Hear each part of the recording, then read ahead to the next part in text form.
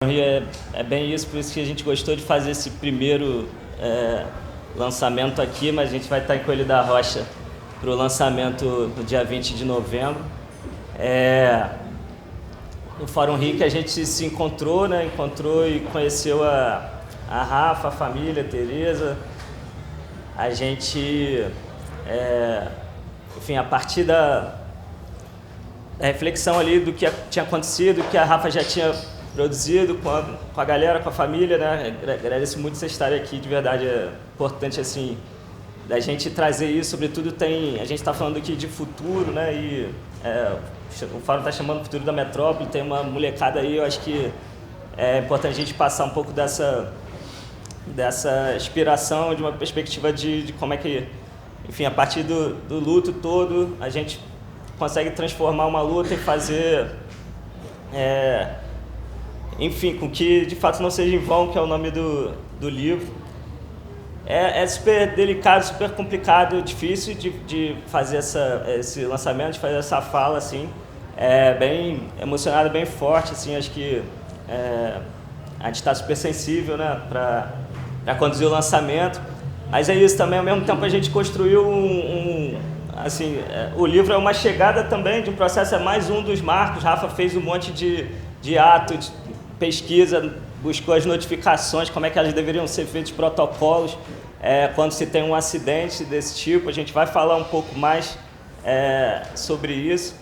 Então aqui enfim, um pouco do desabafo também que a gente está fazendo, e um desabafo em forma de denúncia, né, com as potências. A gente ousou também colocar alguns gráficos, uns dados de como é que, para a gente ter mesmo uma reflexão com as evidências, né, para ninguém achar que é coincidência as coisas que a gente apontou, os perfis que são mais alvo do que outros, e por quê, né, que são mais alvos do que outros, perfis da população. E ainda usamos fazer recomendações, né, que, enfim, Dom também pegou essa parte. A gente sempre, né, colocou isso, de como é que lida com essa dor toda, mas como é que aponta ali recomendações para que, enfim, a gente enfim, não tenha mais nenhum caso como o da Joana, mas que o dela sirva aqui de um momento para que se interrompa essa forma de lidar com as pessoas. A gente vai falar de mobilidade, vai falar de segurança, vai falar de desigualdades aqui. Então, agradeço a todo mundo que está aqui. Vai, não, que está difícil. Bom dia, gente, tudo bom? Um monte de gente querida aqui, que bom. Sou João Pedro, era assessor de formação da casa até há pouco tempo. Também conheci Rafa no Fórum Rio e comecei a me engajar nesse processo, a ajudar nessas pesquisas, nesse longo processo de mobilização. Tá dando para todo mundo escutar? Tá? A gente vai ficar de pé? Ah, tá. Talvez. Acho que era melhor ficar de pé. É melhor ficar de pé, né? Que senão vocês não vão ver. Tem que ter o par. Valeu. Tá. Assim, queria dizer um pouco, se eu já puder ir emendando aqui em algumas coisas, que esse momento, assim, apesar da motivação inicial, é também um momento feliz, assim, por ser um momento que consolida um longo processo de mobilização, de muitas atividades de pesquisa, mas não consolida no sentido de culminância. Eu estava há pouco isso com a Rafaela, mas consolida no sentido de que sistematiza muitas das informações, muitas das reflexões que a gente fez, que a gente dialogou com muita gente, tem muita gente envolvida nesse processo, mas que a gente acredita que a partir do momento que a gente organiza o livro e coloca essas informações ali, ele pode servir principalmente como uma ferramenta para continuar nesses processos de mobilização, de incidência política que a gente está construindo. Então a gente espera que seja também um momento de plataforma para a gente continuar nesse trabalho. E a gente, a partir da morte de Joana Bonifácio, a partir da convocação da Rafaela, a gente foi querer entender como assim isso acontece e acontece com que frequência, sabe? E aí a gente fez um duplo movimento, acredito, que é tanto sair do caso específico, da pessoa específica e tentar identificar ali um problema público, conseguir fazer um diagnóstico, conseguir olhar para a estrutura, né? Então, como é que a gente não individualiza a questão, como é que a gente consegue conhecer a história, mas, caramba, se isso está acontecendo muitas vezes, é o lema que a gente usa, né? Se é recorrente, não é acidente, e isso, de fato, se confirmou, né? Foram mais de 300 casos nos últimos 11 anos de Exato, de casos de atropelamentos, homicídio culposo decorrente de atropelamento ferroviário, isso registrados nas delegacias da região metropolitana do Rio de Janeiro, mais especificamente nos 12 municípios cortados pela Supervia. Que tem uma série de questões que a gente pode... Acho que o Vitor pode falar mais sobre as questões relacionadas aos limites desse tipo de registro, que nos leva a crer que é um número muito subnotificado, na verdade. Então, um número que, por mais que nos assuste, é um número muito subnotificado. Mas, ao mesmo tempo que a gente vai para a questão pública, para olhar a estrutura, para olhar a partir de uma perspectiva mais estrutural, a gente também tem que ter a preocupação de não cair na frieza dos números, de conseguir olhar para as histórias de vida, para conseguir dar nome, dar rosto, conseguir escutar as vozes que estão por trás desses números das famílias e das vidas, né? Conseguir gerar um pouco de afeto nesse processo. E durante todo esse processo de pesquisa e de mobilização, uma questão que apareceu é quais são as condições sociais, as condições do Rio de Janeiro que permitem que tipo de coisa dessa aconteça com uma pessoa, mas que também permite que uma coisa dessa aconteça com mais de 300 pessoas. Acho que é importante. Então conte. Então, gente, acho que para entender, porque tem gente que não sabe como é que começou o processo e eu vou contar então como é que começou o processo, né? O livro a gente traz essa história, a história de Joana Bonifácio Gouveia, que era uma jovem moradora de Coelho da Rocha, minha prima. Nasceu na região metropolitana do Rio de Janeiro, cresceu no mesmo lugar, né? Viveu a vida inteira em Coelho da Rocha. Né? Eu acho que, não sei de onde vocês são, como que tá a disposição territorial daqui, né? Quais são os espaços de onde vocês vêm, mas a Baixada Fluminense, né? Que é um território onde de grandes periferias, né? Um grande território da região metropolitana do Rio, também, muitos desses territórios são cidades dormitórios, né? A gente discute muito a concentração de oportunidades no centro da cidade do Rio de Janeiro. Joana foi a segunda da minha família a ingressar na faculdade. Tereza Cristina, que é a mãe dela, que está aqui. A mobilidade, ela se coloca para as nossas vidas, né? Desde muito cedo como um empecilho, né? Porque a possibilidade de circulação na cidade, ela é determinada, a possibilidade de acesso à política pública, à política social, a direito, ela está determinada e ela é condicionada pela possibilidade e pela impossibilidade que as pessoas têm de circular na cidade, né? Então, para mim acessar a saúde, eu preciso ter condições para poder circular nos espaços para poder acessar as políticas, né? E a gente sabe que esse território de periferia, né, e a Baixada Fluminense, não à toa, Coelho da Rocha, São João de Meriti, é considerado um dos formigueiros da América Latina, um dos municípios com o maior número de população negra da cidade do Rio de Janeiro, da América Latina também. E é um território também que é atravessado por desigualdade, né? Que é atravessado por violência, né? O território da Baixada Fluminense foi historicamente um território composto por um dos grandes quilombos que existiram durante o período imperial, né? O quilombo de Iguaçu, ele abasteceu a metrópole por muito tempo, e não à toa, pela violência do racismo, esse território sofre até hoje com a violência racial, né? São os territórios onde tem vários controles dos grupos de extermínio, que são históricos na Baixada Fluminense, das milícias, dos grupos do tráfico, da polícia. E é também um território que é atravessado pelas desigualdades, pelo não acesso, pelas políticas precárias, né? A mobilidade, ela sempre esteve colocada na vida da minha família, né? A gente é do interior de Minas, de Ponte Nova, que é o lugar onde teve a primeira usina de cana-de-açúcar de Minas Gerais, né? A gente cresceu na usina de cana-de-açúcar Ana Florência, que foi essa primeira usina de cana-de-açúcar, e a mobilidade, ela, para Tereza Cristina, que é a mãe da Joana que está aqui, sempre se colocou como um empecilho, né? O meu avô, que tinha 7 filhos, teve que fazer uma escolha muito difícil de escolher um entre os 7 filhos para aquele que poderia seguir estudando, porque na Ana Florência só tinha educação até a 4ª série. Então, e mesmo assim as pessoas tinham que andar mais de 40 minutos para chegar na aula. Quando chegava na 5ª série, só tinha escola na cidade. Então, meu avô não tinha condição de pagar escola para todo mundo. E só a minha mãe continuou estudando, os meus tios tiveram que parar de estudar. Meu tio Izinho, que está ali, começou, tem o primeiro registro na carteira de trabalho, na lavoura, com os 12 anos, né? E também teve que parar de estudar. E minha tia Cristina, que está aqui, ela sempre sonhou em ser enfermeira, né, tia? E ela não pôde realizar esse sonho porque a mobilidade se colocou desde sempre como um empecilho. Joana, eu fui a primeira da minha família a acessar a universidade. Joana era a segunda da minha família a ingressar na universidade, fazer biologia na UESO, aqui em Campo Grande.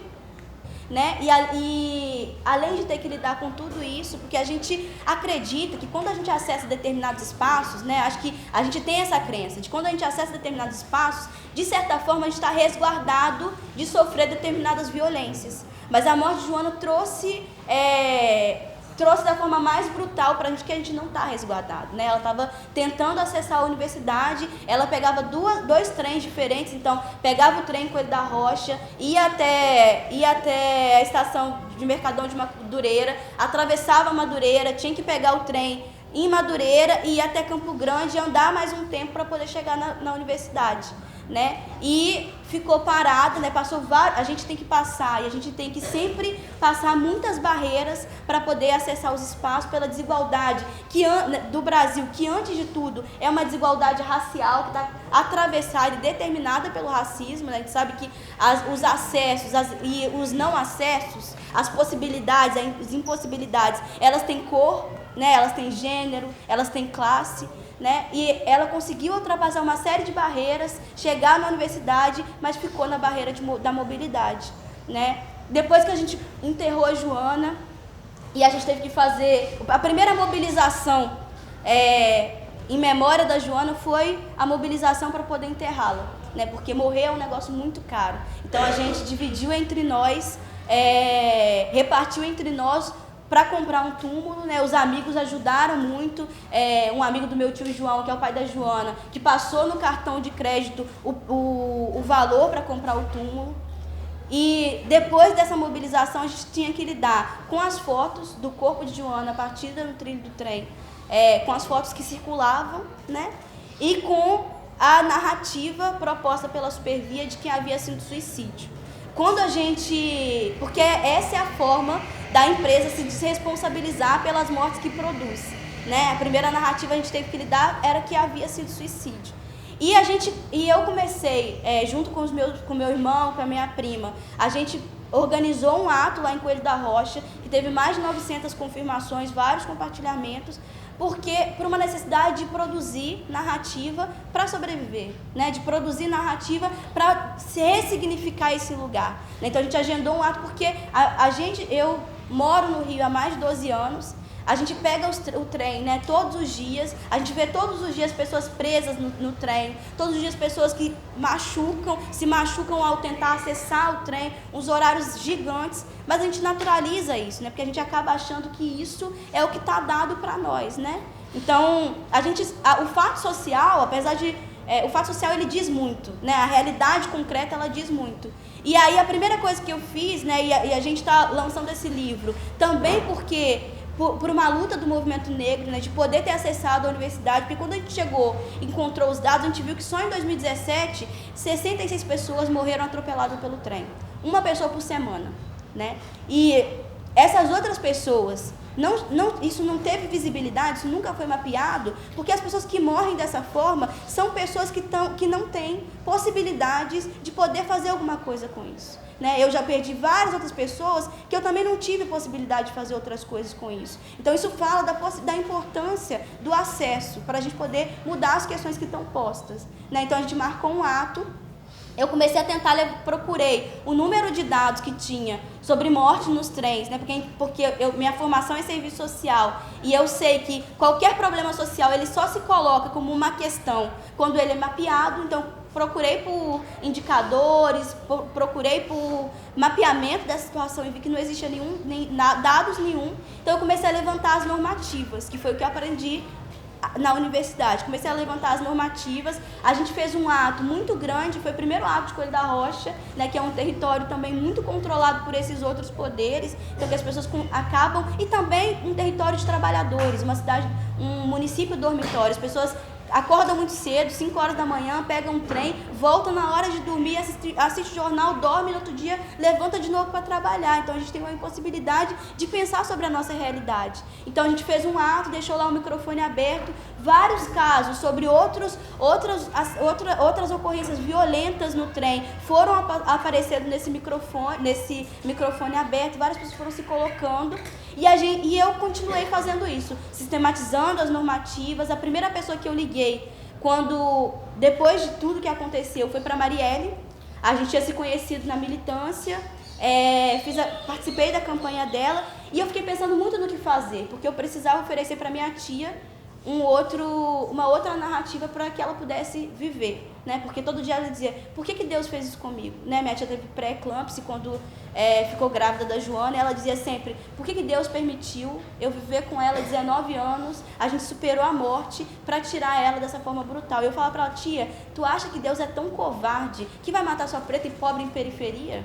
Não é Deus não, tia. E aí eu liguei para a Marielle e falei, Mari, minha prima morreu esse final de semana, eu tô te ligando porque eu sei que você é a única pessoa que eu vou dizer, morreu por causa do racismo e eu não vou ter que explicar nem te convencer. Né? E aí, logo na outra semana, ela marcou para levar meus tios lá e a gente começou a fazer várias mobilizações. A Mari acionou a Comissão de Direitos Humanos, a gente foi conseguindo fazer outras mobilizações, chamar outros parlamentares para participar dessas mobilizações. E aí eu conheci os meninos da casa, né, no Fórum Rio, me chamaram para fazer uma mesa sobre mobilidade. Acho que é significativo também a gente estar lançando isso aqui nesse espaço do Fórum Rio, que foi onde a gente conseguiu ampliar a nossa mobilização, né? E eu levei tudo que eu tinha conseguido construir sozinha nesse tempo, né? De levantar normativa, de entender quais eram os caminhos possíveis para conseguir os dados, porque o que eu mais queria, o que a gente queria era disputar a memória, porque além da morte material, tinha as várias mortes simbólicas que diziam que ela tinha se suicidado, que dizia que ela tinha, que era responsabilidade dela, a imprudência dela. Então a gente apresentou lá e a gente começou a organizar, logo depois do Fórum Rio, outro ato, né? E a gente foi fazendo conversa com o mandato da Mari, com o mandato do Gilberto Palmares, que foi muito importante nesse processo, com o mandato do Raymond, e a gente foi construindo outros espaços, né? Fomos fazendo reuniões com organizações, muitas organizações participaram dessa construção, então é uma construção coletiva. Então a gente, Crioula participou, me ajuda, gente. Fórum Grita Baixada. Fórum Grita Baixada, a Rede de Mães, a Rede de Comunidades contra a Violência, muitas organizações participaram dessa mobilização. Dentro desse processo, a gente fez várias reuniões, porque as normativas, elas indicavam qual era o caminho que a gente podia seguir. Então elas diziam lá quais eram as responsabilidades da concessionária, e tem uma normativa que dizia sobre como que deveria ser o registro a partir dos graves acidentes, e que tipificavam isso que eles chamavam de graves acidentes. A gente fez conversa com a Getransp, fez conversa com a Polícia Civil, porque nessa normativa dizia sobre a obrigatoriedade do registro, de abertura de um inquérito policial com qualquer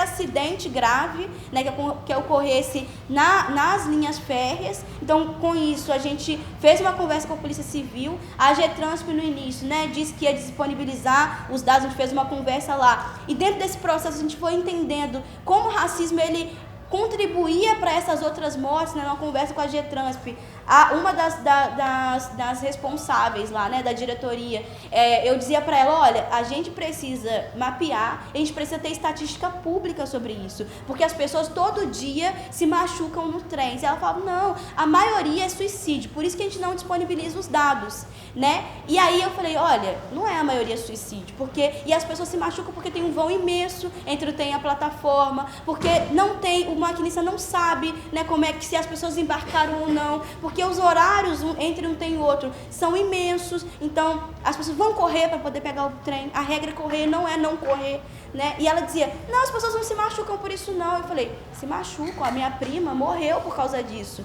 minha prima ficou com o pé na porta e morreu por causa disso. E ela disse, não, ela não foi arrastada, o pé dela não partiu.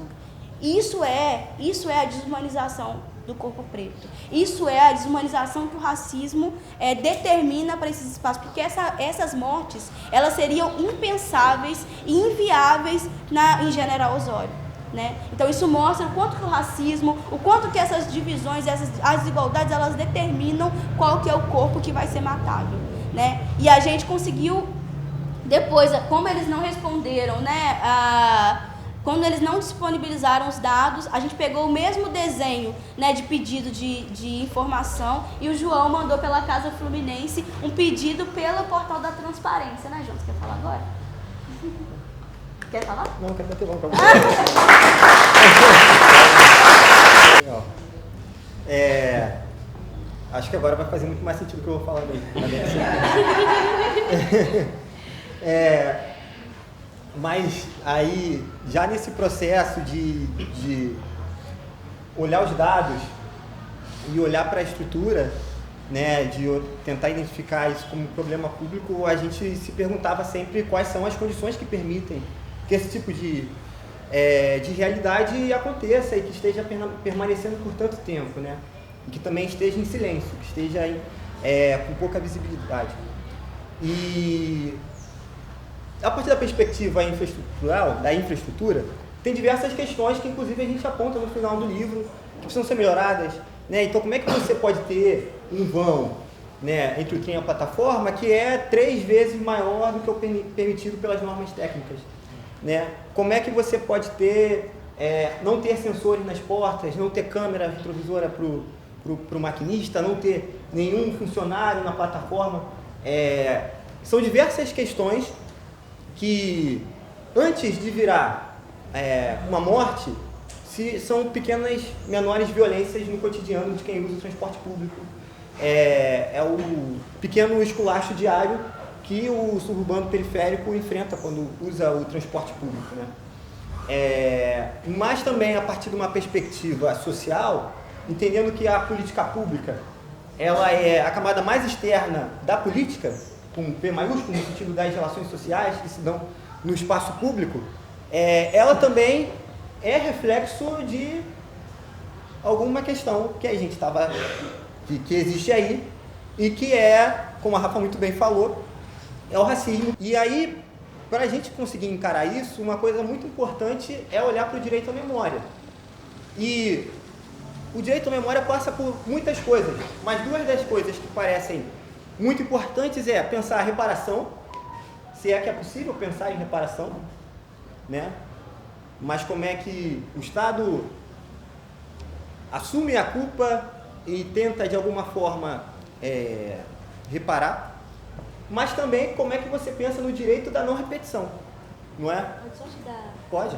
Que eu acho que essa chave da reparação ela é muito fundamental, porque o Estado, né, o Estado reconhecer a violência é condição para o Estado reparar. Então, forjar ações de memória, forjar políticas de reparação, recomendar políticas de reparação, construir políticas de reparação e de garantias de não continuidade, de não repetição, ela é determinante para a construção de outras políticas, para a visibilização dessas realidades e para a disputa de uma cidade mais igual, né? Menos desigual, na verdade. Sim. É isso. E nesse sentido, o direito à memória é fundamental, porque o desafio que a gente tentou encarar, a gente se esforçou para encarar nesse livro, muito mais do que um desafio de diagnóstico, de contar a história e de fazer com que mais pessoas saibam da história, mas diagnosticar o problema, mais relatar o problema, é conseguir fazer com que a questão saia do lugar da questão de fato social, de uma realidade que acontece, e seja promovida a um problema público. Um problema público que vai ser alvo de políticas públicas e também vai ser alvo de pesquisas que vão atingir pontos que a gente não conseguiu atingir na nossa pesquisa. Mas é fundamental que isso seja visto como um problema público, que isso não seja só uma coisa que acontece e ninguém sabe, e é quase um mito que as pessoas morrem no trem, que todo mundo tem um avô, que está conversando, daqui a pouco tem um avô que recebeu pensão porque perdeu uma perna no trem e fica um negócio meio... Então, acho que é um pouco disso, assim, de como é que a gente consegue transformar isso no problema público. E queria dizer só que, assim, o processo de mobilização que a gente construiu, que Rafa puxou, gerou já alguns resultados que eu acho importantes de serem relatados. Então, isso a questão das mortes nos trens, da qualidade do sistema de transporte sobre ferroviário no Rio de Janeiro, apareceu na CPI do transporte, que aconteceu ao longo do ano de 2017. Foi. Então tem um capítulo todo que trata um pouco das questões preliminares. 2018? Enfim, está no livro, leiam que tá aqui. Que trata um pouco dessas questões e como se fosse um capítulo preliminar para a pesquisa que a gente consolida aqui. Né? No momento a gente tinha os dados até 2018, depois a gente conseguiu... Até 2017. A gente até 2017, conseguiu adicionar os dados até 2018. Quem sabe faz ao vivo. Quem sabe faz ao vivo. Um outro fruto da mobilização e do pouco de evidência que a gente já conseguiu gerar é que a AGETRANSP, que antes, em um outro momento, se mostrou muito insensível e indiferente e se somou no esforço de culpabilizar as vítimas, multou a Supervia, especificamente sobre o caso da Joana, em R$253 mil. A Supervia recorreu e a AGETRANSP manteve a multa. Então, isso também a gente considera fruto da mobilização, porque a AGETRANSP pode ser um órgão muito, muito, muito importante nessa luta, mas se estiver contribuindo num sentido correto, se estiver fazendo o seu papel legal. Né, que não é o que fazia. Que fazia muito mais o papel de referendar as próprias desculpas que as concessionárias de transportes usavam. E queria dizer também, assim, que eu acho que é uma coisa que a gente termina falando, é que a Joana eu não conheci, pessoalmente, não a conheci. Mas pelo que a gente conversou, e a gente conversou muito com muita gente sobre isso, ela mudou a vida de muita gente durante a sua passagem em terra. E agora, depois da sua vida aqui, ela continua transformando e sendo impulsionadora de mobilizações e de lutas muito maiores, sabe? E a gente vai garantir que não foi vão.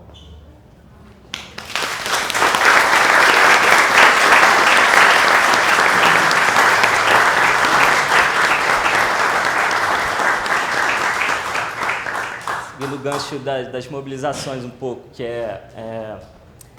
esse livro, enfim, pesquisa, escrita, parte da história da Joana. Na verdade a gente foi mais para trás, então Rafa faz pesquisa, entrevista, sua avó queria muito que ela estivesse aqui, acho que ela vai estar lá em Coelho da Rocha, né? A avó, para contar também um pouco da história para trás, da lavoura, da vinda para o Rio e de como é que a mobilidade já impactou. Desde sempre a gente chamou de trajetórias esse primeiro capítulo, né, desse livro. Mas a gente também fez, a partir dali, um vídeo também usando o audiovisual. Estou vendo o Fernando aqui, que Procó a gente fez com a facção feminista, né, um edital que a gente tinha de mobilidade. Eles pegaram o recurso do edital para fazer o vídeo, fizeram um relato. Então tem um relato também em vídeo, com esse poder, né, de, enfim, colocar na internet, no YouTube e alcançar mais gente. A gente fez um processo também com... Enfim, a gente foi desbravando muito na inspiração da Joana, na inspiração da Rafaela, que acho que esse livro é uma homenagem, é um manifesto também. Fomos para o Ministério Público, que era um caminho até então, né, desconhecido. Eu acho que não é coincidência também que é um caminho desconhecido. A gente precisa ter mais juristas que pensem esses casos, mais, né, da gente nesses cargos também. É isso que a gente fala um pouco. Usamos ali o Ministério Público em 3 frentes, né, do consumidor, pensando que Joana era uma usuária, né, do sistema de trens, e aí a gente descobriu lá um canal de fazer denúncias. Como eu falei, o livro também tem esse papel de fazer as denúncias. Fomos na coordenação de acessibilidade, né, que a Rafa conseguiu contato, acabaram de passar um TAC também, em termos de ajuste de conduta, para que as estações respondam pelos requisitos ali mínimos de acessibilidade. Fomos ao Ministério Público Federal também fazer um pouco dessa conversa, como é que a gente pode então levar o que a gente estava trazendo aqui. E é isso, usando todas essas estratégias, todas essas linguagens. Acho que a gente tem isso, né, de ter acessado a universidade em diferentes cursos, inclusive, aí a gente se soma também nas multidisciplinas ali, para cada um somar um pouco disso, e acessamos, e o ponto que queria tocar era de não ser questão, isso não é uma questão, né? Eu, quando fui fazer a graduação, eu não tinha outro tema senão o fato de morar em Realengo e levar 1h30 ali, 3 horas por dia. A galera, eu fiz pouco antes da galera de 2006 lá, que não tinha sistema de cotas, não tinha... Então a entrada era muito elitista ainda. Enfim, de trem e via que aquilo ali não era uma questão, a mobilidade não era uma questão, o tempo de deslocamento, a primeira vez que essa pesquisa, essa pergunta aparece no censo, né? E a gente, enfim, com esse drama do censo, esse ano, para a gente fazer pesquisa e esses cortes desse governo, que de fato transparência, participação, democracia não são temas sobre os quais ele versa. É um perigo ali da gente não ter evidência. E a gente foi atrás mesmo de, enfim, lei de acesso à informação, para conseguir evidência, para falar a língua de quem ouve o assunto, e é uma questão quando tem números. Então vamos usar a estatística também. E aí eu acho que tem esse segundo capítulo aí que a gente chamou de se é recorrente, não foi acidente, que é justamente isso. A gente achou uma frequência de 368 casos de 2008 a 2018, 368 homicídios culposos por atropelamento ferroviário. Então, esse indicador que a gente se concentrou a olhar a partir da Joana. A Joana, no ano de 2017, foram 66 casos. O dela não está contabilizado por todo esse processo de responsabilização da concessionária, da Supervia. Então, ela nem é um dos 66 casos, e a gente, enfim, faz questão de falar isso. A gente não usou, não tem outros indicadores nisso, não tem dados de suicídio aqui, que sempre, né, essa narrativa que vira a desculpa da concessionária. Não estamos usando, a gente não usou os dados de suicídio, nos concentramos nesse de atropelamento ferroviário, 368. E aí em 2018 o número aumenta bastante, né, 83 casos. A gente acha, enfim, pensando em todos esses processos que a gente contou aqui, que esse número ele é 3 vezes maior do que a média dos 10 anos antes.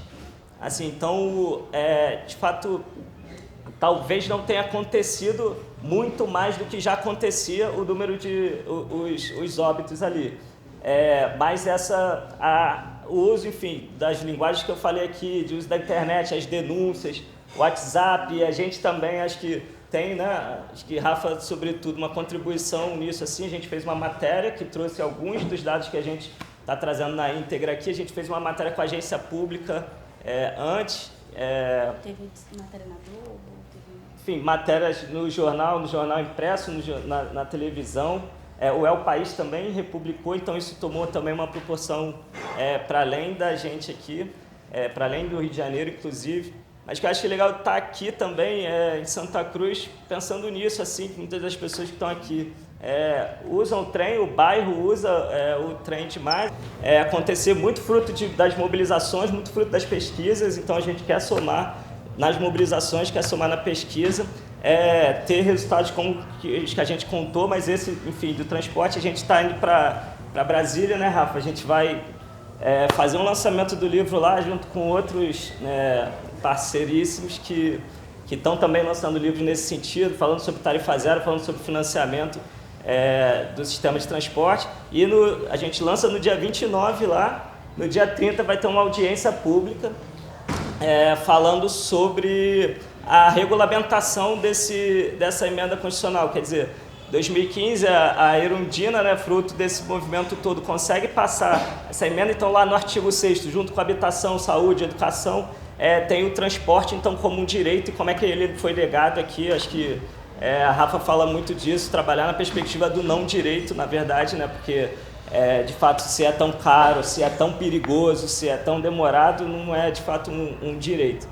Então a gente vai fazer parte dessa audiência pública que justamente tenta regulamentar o tema da mobilidade ali, para ter um fundo específico para ele, para ter um sistema específico para ele, né? A gente sempre fala, o transporte é público, mas ele é pago, né?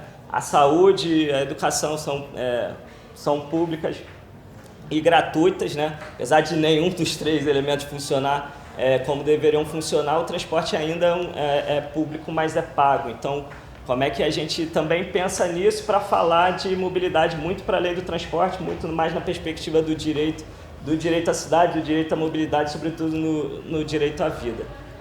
Era isso, gente. Só para terminar... desculpa. Pode bater palma.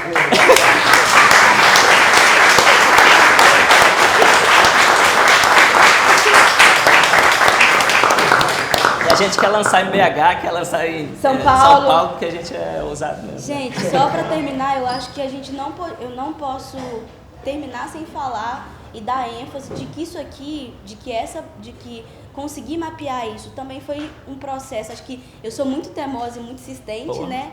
E eu não desisto nunca. Então, acho que foi um processo de muita insistência, foi um processo muito difícil, porque é isso, né? A gente sabe que vidas negras são vidas que são desrespeitadas e valorizadas diariamente. A gente mapeou que o perfil das pessoas que morrem atropeladas pelo trem é o mesmo perfil dos meninos que morrem assassinados pelo genocídio da polícia, pela letalidade violenta, né? Então, não é à toa. A gente percebe que tem um processo de genocídio que é um processo que nos atinge, que nos mortifica diariamente. E a gente conseguir construir isso aqui também fala muito sobre a possibilidade de acesso, né? Porque quantas outras pessoas a gente conheceu, a dona Isildete, que é da rede, que perdeu o filho há quase 10 anos, também atropelado dessas estações, o corpo foi removido para a Supervia não ser responsabilizada. A gente foi descobrindo uma série de outras mortes, né? Que tinham ali em comum a cor, né, que determina quem são as pessoas que têm a possibilidade de circular e quem são as pessoas que não têm a possibilidade de circular pela cidade, né? Então o racismo, ele dificultou também, fez com que esse processo, a gente fez muita coisa em 2 anos, né? Colocou a cara para falar com o Ministério Público, insistindo, batendo na porta para poder falar. A gente conseguiu construir muita coisa nesses 2 anos pela insistência, mas porque eu tive a possibilidade de ter um outro acesso que essas outras famílias, né? A gente conseguiu construir tudo até agora. Eu entrei a primeira vez na LERJ por causa do mandato da Marielle, assim como muitas outras mulheres entraram a primeira vez na LERJ por causa do mandato da Marielle. Isso fala também sobre a importância de acesso, sobre a importância da gente ter coerência. Quando a gente fala que a gente tem falado muito, né? A morte da Marielle impactou todo mundo. A gente tem falado muito da importância de que a gente forje esses lugares, que a gente ocupe esses lugares para que as nossas vidas sejam respeitadas, porque acessar esses lugares é uma estratégia de sobrevivência. Se fosse uma mulher preta que pensasse a política de mobilidade, Joana não tinha morrido do jeito que morreu. né? E eu não posso deixar de falar sobre o incômodo, né? Porque sobre o incômodo que aconteceu e que eu quero compartilhar com vocês, porque a gente precisa se comprometer, a gente precisa furar, a gente precisa constranger o racismo que nos impossibilita de ter acesso e que garante que quem pensa a política são pessoas que acessam o direito. Quem morre são as pessoas que acessam pelo não direito. Tem um descompasso aí material de quem precisa objetivamente dessas políticas. A gente acabou de passar a gente está passando ainda por um processo de eleição da ouvidoria da defensoria, né? A ouvidoria que tem um papel fundamental, porque quem mais depende da defensoria é quem mais morre nas favelas do país, é quem mais morre na periferia. E tinha uma mulher negra que foi massacrada dentro desse debate. Uma mulher negra cuja a campanha foi desconstruída, dizendo: essa mulher raivosa, o judiciário vai se recusar a falar com essa mulher, então a única pessoa que pode ocupar esse lugar é um homem branco. Isso não foi dito abertamente, isso foi dito pelos corredores, porque isso é a expressão máxima do mito da democracia racial. Nos desconstrói em todos os lugares. Marielle foi desconstruída em vários lugares, teve que enfrentar vários desses lugares, desses argumentos que colocam a gente como raivosa. A minha vida inteira, tive que enfrentar vários argumentos como raivosa. E eu acho que tenho certeza que cada mulher preta que está aqui sempre ouviu que não podia ser raivosa, né? E isso diz pra gente que nós, homens brancos, somos os portadores, nós vamos falar para vocês, mas vocês nunca vão poder falar desse lugar, porque vocês são raivosas. O homem branco não tem culpa de ser homem branco, mas a mulher preta tem culpa de ser atravessada pela violência, porque é óbvio, eu não falo do mesmo lugar de um homem branco porque eu perdi a minha prima. Porque a gente constrói políticas todo dia de memória, porque eu não quero que nenhuma outra mulher, eu tenho primos minha prima acabou de entrar para a universidade também, o meu irmão já tem um número gigante de outras formas de morrer dentro do trem, auto de resistência. Meu irmão outro dia, indo para o centro da cidade, teve uma arma apontada pela cabeça pelo policial dentro do trem. Né? Então, eu não quero que ninguém mais morra assim. E a gente precisa constranger esse racismo que se diz cordial, mas que nos elimina, que diz para nós que depende das nossas mortes para continuar forjando espaços e para garantir a continuidade dessa síndrome de Princesa Isabel que a gente vive no Brasil. Dos salvadores brancos que vão falar sobre os corpos pretos. Somos nós que todo dia pulamos os corpos dos nossos. E por isso a gente precisa estar nesses lugares. Por isso a gente tem que dizer que esses debates, que essa construção é inadmissível. Nós não podemos ir aí brancos e pretos, porque o racismo atinge a todos nós. A todos nós. Esse país ele foi forjado por violência. E essa violência, ela extrapola em determinados momentos. A gente está vendo a extrapolação da violência nesse momento. A gente viu a extrapolação da violência durante a ditadura. Mas as tecnologias de morrer sempre foram aplicadas contra corpos iguais aos meus. Então, eu acho que eu não poderia deixar de falar isso, porque isso me mobiliza muito, porque hoje a gente está discutindo isso com muito esforço. Eu ouvi várias vezes, eu tive que várias vezes falar para garantir que as pessoas, que Joana tivesse vida, né, para garantir que as pessoas vissem não só o número, mas que vissem que são pessoas que têm amores, que se encerram sonhos, que se encerram paixões, e que as pessoas, as famílias, elas continuam morrendo com a difamação da memória daqueles que se foram. Então, acho que eu tenho colocado essa tarefa para mim, de ser coerente com aquilo que eu acredito, e eu acho que essa é uma tarefa que todo mundo tem que ter, para que a gente tenha uma sociedade diferente, para que a gente construa uma outra sociabilidade. Todo mundo tem que estar implicado em garantir que essas estruturas brancas e desiguais, que referendam lugares de privilégio, porque todo mundo fala de um lugar. Se meu corpo é constituído pela desvantagem, o corpo de um homem branco é construído pelo privilégio. Ninguém fala da imparcialidade, a gente fala muito disso nessa pesquisa. Essa é a abordagem que a gente faz. E aí eu quero abrir, né, para vocês falarem, mas não podia terminar sem falar sobre isso, sem falar como que as outras formas do genocídio, de desconstruir a gente, de garantir que a gente continue nesse lugar de mortificação para que se continue forjando heróis que falam por nós, esse lugar não cabe mais, porque a gente precisa viver. Porque escrever isso aqui, esse livro aqui, é pela necessidade de... A gente precisa viver. Os meus precisam viver. Eu quero que os meus passem dos 19 anos. Minha primeira perda violenta foi com meu tio, que morreu com 19 anos. Meu tio Henrique. Joana morreu com 19 anos. O Douglas morreu com 19 anos. Assassinado. Não foi porque... Não perco as pessoas que estão velhas, eu perco as pessoas que estão... Os jovens que estão sendo assassinados. Então, a gente tem que se comprometer com tudo isso. Só para terminar, a gente não fala de acidente porque é ocorrência. Se todo dia acontece, não é acidente. Acidente é algo ocasional. Se todo dia acontece, isso é ocorrência. Isso é ocorrência violenta. Isso faz parte do genocídio. E todo mundo tem que estar implicado nisso. Tá, gente? Obrigada. Desculpa me alongar.